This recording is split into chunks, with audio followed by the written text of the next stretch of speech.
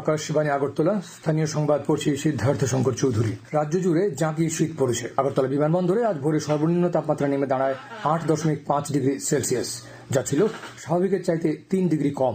আবহাওয়া দপ্তর থেকে জানানো হয়, চলতি শীত মরশুমে এখন পর্যন্ত আজই সর্বনিম্ন তাপমাত্রা রেকর্ড করা গেছে। আকাশ কিছুটা পরিষ্কার হওয়ায় তাপমাত্রা কমছে বলে জানানো হয়েছে। তাপমাত্রা আরও কমতে পারে। আজ আকাশ অংশত মেঘলা থাকবে। দিনে সর্বোচ্চ তাপমাত্রা থাকতে পারে 19 ডিগ্রির কাছাকাছি। বিদ্যুৎ মন্ত্রী রতনলাল নাথ জানিয়েছেন, রাজ্যে আরও বিদ্যুৎ উৎপাদন এবং সপ্তাহের প্রতিদিন 24 ঘন্টা বিদ্যুৎ সরবরাহ নিশ্চিত করার লক্ষ্যে বিদ্যুৎ বিভাগ রাজ্যের প্রবহমান নদী থেকে 185 মেগাওয়াট বিদ্যুৎ উৎপাদনের জন্য হাইড্রোকাইনেটিক টারবাইন প্রযুক্তি ব্যবহার করার সিদ্ধান্ত নিয়েছে এবং এর জন্য রাজ্যে 10টি স্থান চিহ্নিত করা হয়েছে। বিদ্যুৎ মন্ত্রী গতকাল আগরতলা বনমালীপুরে সুপার ইসিবিসি ভবনের ভূমি পূজা অনুষ্ঠানে এই তথ্য জানান। শ্রী নাথ বলেন, রাজ্যবাসীকে নতুন প্রযুক্তি গ্রহণ করতে হবে, না হলে সব ক্ষেত্রে পিছিয়ে পড়তে হবে। তিনি আরও জানান, এই সুপার ইসিবিসি ভবনের জন্য 12 কোটি 33 লক্ষ টাকা ব্যয় হবে এবং সারা দেশে এ ধরনের 5টি ভবন নির্মাণ করা হবে।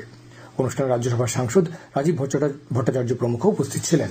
প্রধানমন্ত্রী নরেন্দ্র মোদী বলেছেন, ভগবান বুদ্ধের দেখানো জ্ঞান এবং পথ সমগ্র মানবতার জন্য এবং তাঁর পবিত্র ধ্বংসাবশেষ দেশের ঐতিহ্যের অংশ।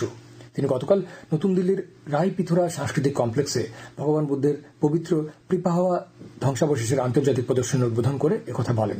প্রধানমন্ত্রী আরও বলেন, ভারত বিশ্বজুড়ে বৌদ্ধ ঐতিহ্যবাহী স্থানগুলির উন্নয়নে অবদান রাখার জন্য নিরন্তর প্রচেষ্টা চালিয়ে যাচ্ছে। এই প্রদর্শনীতে প্রথমবারের মতো পিপাহওয়া থেকে 1 শতাব্দীরও বেশি সময় পরে ফিরিয়ে আনা নিদর্শনগুলোকে একত্রিত করা হয়েছে, যা নতুন দিল্লির জাতীয় জাদুঘর এবং কলকাতার ভারতীয় জাদুঘরের সংগ্রহে সংরক্ষিত রয়েছে। মুখ্যমন্ত্রী অধ্যাপক ডক্টর মানিক সাহা গতকাল আগরতলায় এনএসআরসিসিতে 4 দিনব্যাপী অনূর্ধ্ব 17 বছরের বালক বিভাগের 69তম জাতীয় স্কুল যোগা প্রতিযোগিতার উদ্বোধন করেন।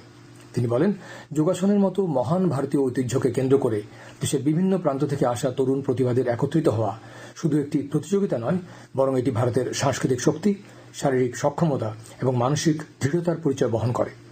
অনুষ্ঠানে উপস্থিত ছিলেন যুব বিষয়ক ও ক্রীড়ামন্ত্রী টিঙ্কু রায় প্রমুখ।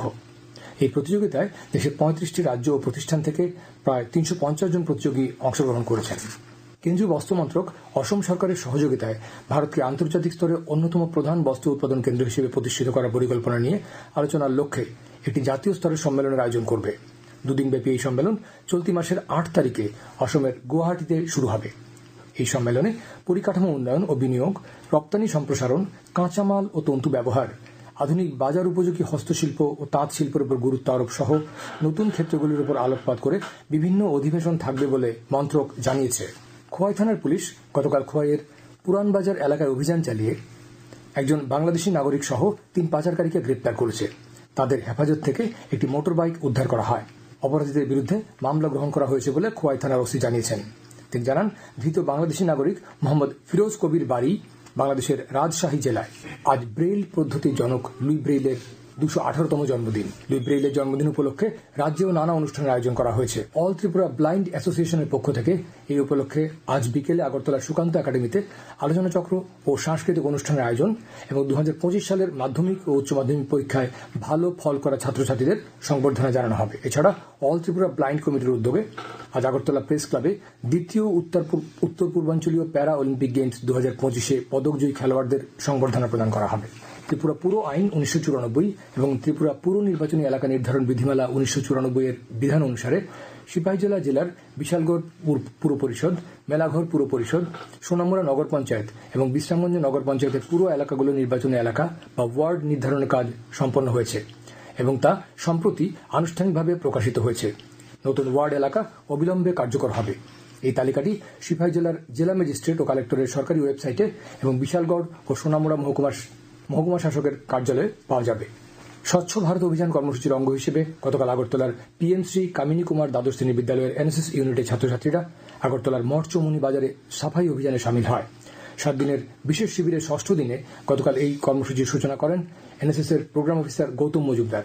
সাফাই অভিযানে ছাত্রছাত্রীদের সাথে বাজারের ব্যবসায়ীরাও অংশগ্রহণ করে। প্রধানমন্ত্রী নরেন্দ্র মোদী আজ ভিডিও কনফারেন্সের মাধ্যমে বারাণসীতে 72তম জাতীয় ভলিবল টুর্নামেন্টের উদ্বোধন করবেন। এই মাসের 11 তারিখ পর্যন্ত অনুষ্ঠেয় এই প্রতিযোগিতায় বিভিন্ন রাজ্য এবং প্রতিষ্ঠান থেকে 1000 জনেরও বেশি খেলোয়াড় অংশ নেবেন। স্থানীয় সংবাদ এখনকার মতো শেষ হলো। পরবর্তী বাংলা স্থানীয় সংবাদ প্রচারিত হবে সন্ধে 7টা বেজে